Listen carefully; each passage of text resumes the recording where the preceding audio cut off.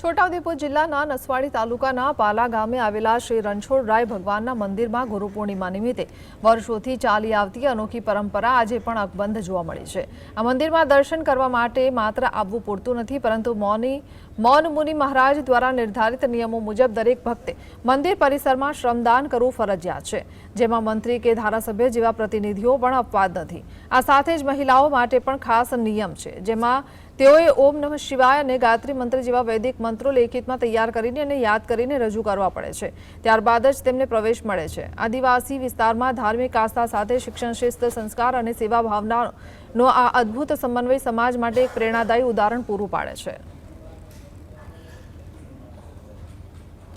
છોટાઉદેપુર જિલ્લામાં ગુરુ પૂર્ણિમાની ઉજવણી થઈ રહી છે, પરંતુ એક એવા મંદિરની આપણે બતાવીશું। છોટાઉદેપુર જિલ્લાના નસવાડી તાલુકાના પાલા ખાતે મંદિર આવેલું છે। આપ તસવીરોમાં જોઈ રહ્યા છો।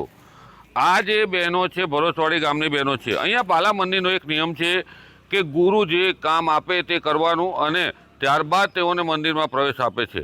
આ જે ભરોસવાડી બહેનો છે, ભરોસવાડી ગામની બહેનોને મંત્ર, ભગવાનના જે શ્લોક છે તે લખવા માટે ગુરુ મહારાજે આપ્યા હતા અને આ બહેનોએ આ જે મંત્રો લખ્યા છે ત્યારબાદ જ તેઓને પ્રવેશ આપવામાં આવ્યો છે। એટલે આવી અલગ અલગ કામગીરી જે મહારાજ છે તે આપે છે। જેણે અહીંયા શ્રમ કર્યું હોય તેને જ પ્રવેશ આપવામાં આવે છે। જ્યારે કરોડપતિ હોય કે નાનામાં નાનો માણસ હોય તેને અહીંયા શ્રમદાન કરવું પડે છે, ત્યારબાદ મંદિરમાં પ્રવેશ આપવામાં આવે છે। એક આ વિશેષ મંદિર છે, આપ તસવીરોમાં જોશો મંદિર છે। આ મંદિરમાં જેણે શ્રમ કર્યો તેને આજે ગુરુ પૂર્ણિમાના દિવસે ભગવાનના દર્શન કરવા મળશે અને ગુરુના દર્શન કરવા મળશે। ત્યારે અહીંયા આ એક વિશેષ મંદિર છે છોટાઉદેપુર જિલ્લાનું, અને અહીંયા કોઈ નાનો મોટો ગણવામાં નથી આવતો। જેને શ્રમ કર્યો હોય તેને જ પ્રવેશ આપવામાં આવે છે। રફીક ધણીવાલાજીએ